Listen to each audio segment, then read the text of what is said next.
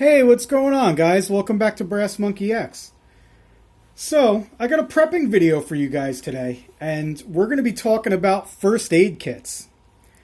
As you can see, I got two different first aid kits here. These are my only two first aid kits that I have. Okay, we're going to be going over what's in them, why I carry them, and where I carry each one of these kits. What we're not going to be talking about today is how to actually administer first aid. By no means am I qualified to teach anyone how to administer first aid. So if you guys are interested in that, seek out a professional. Contact your local first aid squad or fire department. Those guys usually do free first aid and CPR classes if you're interested. If you're not into like the hands-on training, which I highly recommend, you can pick up some manuals and some literature. There's tons of stuff out there. You can be self-taught if you want to. There's a lot of information on YouTube. There's a ton of channels dedicated to just first aid in general. So if that's what you're looking for, this is not the video for you. Like I said, I recommend you guys seek professional training when it comes to first aid. But this video is just going to be about the gear that I carry and how I set up my first aid kits. So, a little bit of background about me. I do security for a living. If you guys watch my channel, you know that. So I am certified in first aid and CPR. I spent a little bit of time as an animal control officer as well, so I'm actually certified in pet first aid as well. But the whole reason I started carrying first aid kits with me is because when I got into security, I realized every facility that I worked in, one of the first questions I'd ask at a new facility is, okay, where is your first aid kit? And they would show me their first aid kits, and these things were terrible. It's always that old white box with the cross on it, so you know it's the first aid kit. You know, you pop this old metal box open, it's like rusted, it's from like the 1970s, this thing is terrible. You open it up, there's always a half-used box of Band-Aids in there. You get maybe an ace bandage. And for some reason, there's always that pack of like the ammonia, like the smelling salts, in case somebody passes out. And these things are always from like the 1970s for some reason. God forbid they get some new supplies. I don't understand why they do that. But the first aid kits in these buildings are always awful. So I decided, you know what, I'm going to start carrying my own first aid supplies everywhere I go. So this is why I put together these kits. So why don't we go over what we got here. I have two kits. I have a basic first aid kit here with all kinds of basic supplies in there. And then I also have a trauma kit, which is something that I carry less often. So why don't we'll set this one aside. We'll talk about that in a minute. But we'll go over what I have in my basic first aid kit here. Okay. We'll start with the bag itself. Now I picked up this bag. Like I said, I've had this bag for almost 12 years now. It's a fantastic bag. I couldn't tell you what brand it is, but I picked it up on Amazon for like 20 bucks or so. It's one of those knockoff Chinese brand. It's a deployment bag. Okay, but it's a really good bag. Great bag. It's held up, like I said, for the past 12 years, and I've had no issues with it. But if we take a look around the outside of the bag here, you can see it's got the MOLLE webbing on here in case you want to attach other stuff to it. On the back, it's got the attachments here, so you can attach it to your other bags if you want to attach it to like your get home bag or whatever. So it's got the MOLLE strapping on there. It's got these loops on the top and on the back here because it also came with this strap, which can be used as like a shoulder strap if you attach it to the top, or you can use it as like a belt and turn it into a fanny pack if you attach it to the straps here on the back. But let's move that out of the way, and then I'll show you guys what I actually carry here.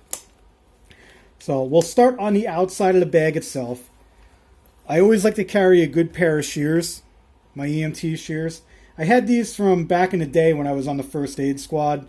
So I've had these things for damn near 20 years now. They're great shears. I also carry a pen You always need a pen. It's always good to have one. I got a carabiner here on the side because you never know. I have a carabiner on all my gear. Down here on the bottom, I know it seems weird, but I got a paint stick from Home Depot. Why? Because it was free. Okay? And it can act as a makeshift splint. You know, somebody breaks an arm or something, you can stabilize it just like that. Broken finger, you can snap a piece off the right size that you need. So, makeshift splint, guys. Sometimes you got to think outside of the box. You know, if you're getting free materials from somewhere, why not use them?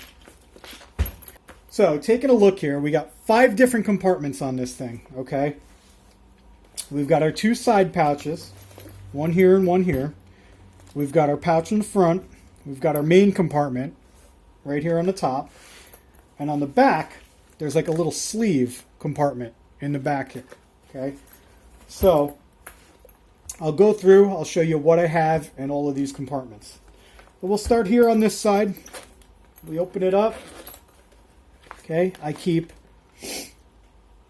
some first aid spray. I got this in like a battle box, so I threw it in there. I've never used it. I'm probably never going to use it, but I figured it's a first aid supply. Why not keep it in my bag? What the hell? This is where I also keep my Band-Aids. Okay, yeah, the box is a little beat up, but I keep all kinds of Band-Aids in here. Lots of different sizes. I also keep these butterfly closures. These things come in handy if you got a pretty deep wound, okay? And if you don't have time to get to a hospital and you know you need some stitches, put some of these butterfly bandages on. I love these things. I've actually had to use them before on my own fingers there. You see a little scar there? I ripped my finger down to the bone one day. I had to use a couple of these. I also got some moleskin in here in case you got some blisters on your feet. So that's what I keep in that side pouch there. Let's go ahead and put this back in. Alright. On the other side here, go ahead and unzip this. I got a roll of first aid tape. I got 2 rolls of gauze. Okay. I've got some of this self-adhesive tape. This stuff comes in handy. I love this stuff. Recently I just bought a whole new box of this stuff. It was I think I got like 20 rolls of it on Amazon. It was real cheap too. Good stuff. And I also keep an ace bandage in here for sprains and stuff like that.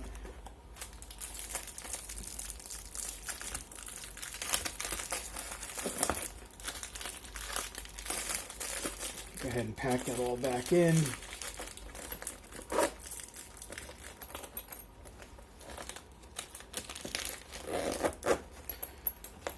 If we come around the back here to a little secret compartment in the back, just pop that off. It's a little tough to get in there, but I keep a capsicum hot patch back there, you know, in case my back's hurting or if my knees are acting up. I can put one of these patches on. I also have this here. It's a sport towel. It's a cooling sport towel. I got this I picked this up at Five Below. They were only like $2, so we picked up a bunch of them. I like to keep them in my bag here. But if it's a really hot day, you're overheating or something, you pull this out, snap it open, and it gets real cold. It's like a cooling towel. I don't know if you guys have ever seen those before, but they definitely come in handy. They're pretty cool. I'm not even going to attempt to stuff those back in there. It's a pain in the butt. I'll put them back in later. So if we come around to the front here now, we got this front pouch here, stuffed with all kinds of goodies. So first off, I got my latex gloves here. Now I have small hands, so I keep a bunch of size mediums in here. So if anybody else ever needed to use my kit, they'd be in trouble because the gloves are pretty small. But these gloves are for my purposes.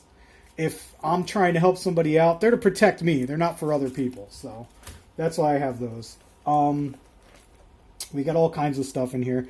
I got a thing of A&D. This stuff always comes in handy. I like to keep this mostly, not even going to lie, Only reason I ever use this is when I have fresh tattoos and I got to keep them lubricated. That's what the A&D is really for. I got a thing of Neosporin in here. I also keep some Oragel. This stuff comes in handy. It actually it doesn't just work on your teeth. It's actually it's a topical anesthetic. So if for some reason you're having some kind of pain and you put this on there, it should help out a little bit. I keep a couple of disposable razors because, again, you never know. Some cotton pads. I keep a bottle of peroxide for cleaning wounds. I got a couple little spray things I got. They're promotion things from some bank or something. But little spray bottles of sanitizer. Those come in handy, especially nowadays. Baggie full of Q-tips. I got a couple of chapsticks in here. Little cheapo flashlight. I mean, if you got to do something in the dark, you need to see, guys. So it's always good to have a flashlight. 2 different kinds of tweezers.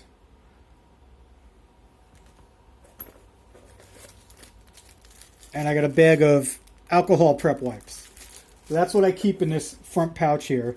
So let me just go ahead and stuff all this back in there.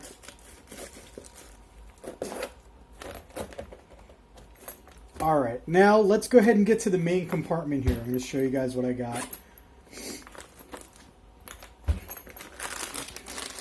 First off, I keep some cough drops in there. You could always use cough drops. Nowadays, with COVID and everything, I like to keep a lot of hand sanitizer. So I got 3 of these hand sanitizers. I got a tourniquet in here, just in case. So you never know.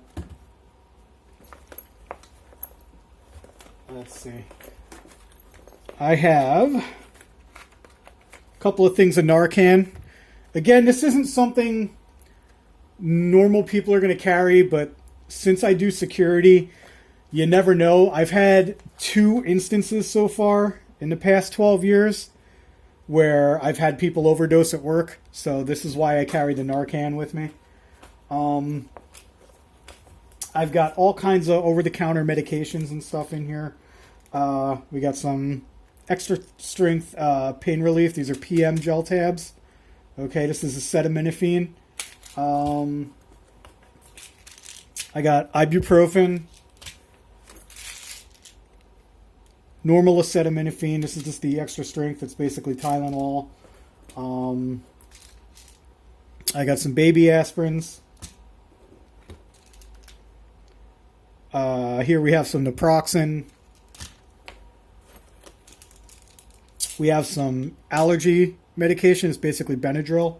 What I do is, because these are labeled so well, I keep these bottles and I just refill them. This is actually why I'm making this video, because I got to refill all my stuff. So, what else do we have here? I keep a thing of Tums. As you can see, this one's pretty empty. Got to refill. And I have a prescription for this. This is actually potassium. Potassium has a lot of good uses, guys. Look it up before you go buying getting any supplements or anything. But potassium is very good to have. And then in the back here, I have all kinds of gauze. I got some smaller gauze pads here, 2-inch by 2-inch pads. I keep a whole bunch of them back there. And then I also have the 4-inch by 4-inch pads. I got a whole stockpile of those too. But yeah, that's it. That's my boo-boo bag, my basic first aid kit. Now, this bag, I carry this bag with me everywhere I go. If I'm in my house, the bag is in my house, sitting right next to my bug-out bag. If I leave the house, it comes with me. It's in the car if I'm in the car. If I go to work, it comes with me. It comes to work with me. Everywhere I go, this bag goes with me. Whether I'm hiking, whether I'm working, it doesn't matter. I will always have this first aid kit with me at all times. It's come in handy so many times. I can't even tell you guys. I've had to use this so many times. Let's go ahead and get this packed back up, and then we'll take a look at that trauma kit that I have. Alright, so, like I said, that's the basic first aid kit. Comes with me everywhere, comes in handy. That's how I set my kit up. You guys may want to do it a little different. I recommend you carry things that you know you're going to use, and things that you know how to use. For instance, that tourniquet, if you guys don't know how to use a tourniquet, don't carry one. There's no reason for it. Unless you get that proper training, don't carry it. Stuff like this. Like I said, I got bad knees, guys. Sometimes I need to put a hot patch on my knees. You may not need to carry something like this. So don't do it. Customize your kit to you and your specific needs. So, with that out of the way, now we're going to take a look at a trauma kit. Okay? This is my trauma kit. It's a much smaller bag, more compact. This is basically, this serves one purpose and one purpose only. This is, oh shit, there's a hole in my body and I need to patch that hole and get to real medical help. That's what this kit is for. The basic first aid kit is, oh, I got a headache. Oh, I sprained an ankle. Oh, I got a paper cut at work.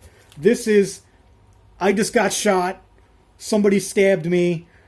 You know, the shit has officially hit the fan and somebody needs real medical attention. The whole purpose of this kit is to stabilize someone until you can get them the real medical attention that they need. Okay? This is something more that you'd see like on a battlefield, something that a police officer would carry. This is a holy crap, something really bad just happened kind of bag. So this isn't necessarily something that everyone is going to need to carry. The only time I actually carry this bag is if there is that potential danger of me or someone else having some kind of traumatic injury. Okay, so if I'm carrying a firearm, this trauma kit is with me. Anytime I go to work and I'm working an armed location, this is with me. Anytime I go to the shooting range, I have this with me. When I go hunting, I take this with me. If I'm just going to shoot around a sporting clays with my buddies, I always have this bag with me. If there's the potential for a gunshot wound, this bag is with me.